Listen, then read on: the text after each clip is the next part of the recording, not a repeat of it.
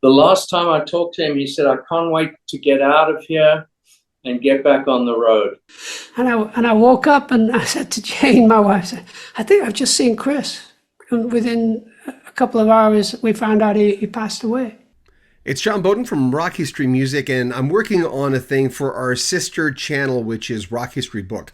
Rock History Book looks at like 10 people who moved to Albuquerque in 79, or 10 musicians who were overlooked, and that kind of top 10, top 20, top 25 thing. And I was working on this Chris Squire part of it. More on that in just a minute. This whole video, which we're hoping to get up on Rock History Book today, our sister channel, has people on like Freddie Mercury, Neil Peart, Chris Squire.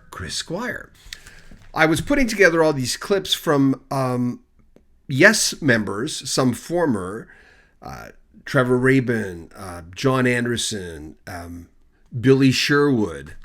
And I had this clip done and I thought, well, maybe I'll just put it on as a preview for what we do on our sister channel, because there's some nice clips on the Yes Boys talking about Chris Squire, who was a monumental piece of the band, was there from the beginning. And unfortunately, we lost him. So I want to present this to you as just an example of what we do on Rock History Book, where we go through a lot of different artists and tell their stories from different angles. Enjoy. From Rock History Music. The link to Rock History Book is in the description.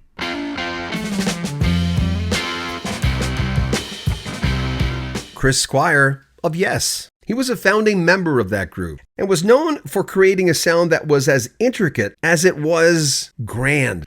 Playing a guitar solo and having that Sherman tank sitting behind you, finessing if need be, but so powerful, so confident, and great choices of notes. His melodic, overdriven bass lines on albums like Fragile, Close to the Edge, and Going for the One didn't just anchor the songs, they soared. Squire's playing redefined what a bass could do in progressive rock, and his harmonies with John Anderson were a crucial part of the band's signature sound. In 2015, Squire was diagnosed with acute erythroid leukemia, an aggressive and rare form of cancer. Within weeks, he announced a break from performing, the first time he had ever missed a Yes show in the band's nearly 5-decade history. He had played on every album and every tour up until that point, making him the group's most consistent member. The last time I talked to him, he said, I can't wait to get out of here and get back on the road.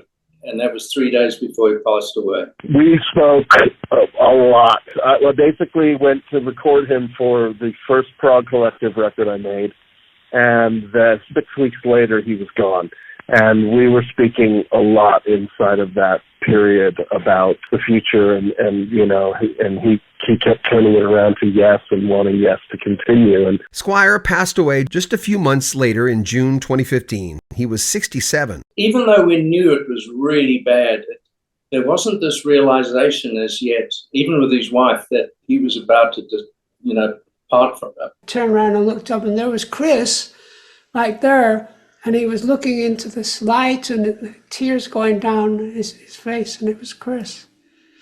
And I woke up and I said to Jane, my wife, I said, I think I've just seen Chris.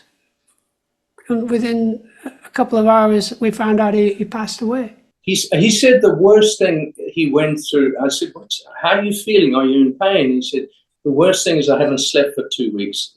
He said, that's much worse than the pain. He said, the torture of literally, and I said, oh no, Chris, I know, we've been up together for a couple of nights and trying to make a joke of it. And he said, no, I'm talking about literally no sleep for 2 weeks solid. Although his illness took him quickly, his impact resonated deeply. Many fans didn't realize he had been battling health issues during Yes's latter tours. His commitment to music, even as his body was weakening, reflected his identity as the band's steady core. Chris Squire didn't just play the bass, he reshaped its role in rock, and he did it with courage until the very end. Hope you enjoyed that.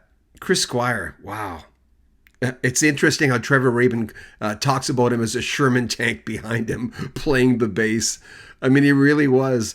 Alan White, and I didn't find the quote. I'll find it at a later date. Alan White told me when Bill Bruford left Yes, it was Chris Squire, who was this big man, who came up to him and says, we really need you to join this band. And he felt really intimidated by him. even though he was probably just joking. And Alan White, of course, we lost him as well, did join the band. Under duress? I don't know. Anyway, this is the type of videos that we do on Rock History Book, our sister channel. Just wanted to give you a glimpse of this. And this clip with Chris Squire, who's under this new video we're doing, which is musicians who played via pain or under pain or had to quit because of pain. Linda Ronstadt's in this series. Mick Mars, Christine McVie, Lou Reed. And hopefully we'll get this on tonight or tomorrow on our sister channel, Rock History Book. Remember, if you want to help the channel, you can subscribe to our channel, of course. Click the bell notification. Don't miss anything we put out. Like our videos, comment on them, and share them on social media in the appropriate groups. If you want to help the channel even more, we have a PayPal link where you can make a donation. We have a swag store where you can buy a t-shirt, a cap, or a jacket. Or join our Patreon. We have hundreds of clips on Patreon that, you know what, we haven't had time to put on YouTube yet. So you get early access to hundreds of clips with a lot of people we've interviewed. I'm John Bowden. This is Rock History Music. Hope you enjoyed it.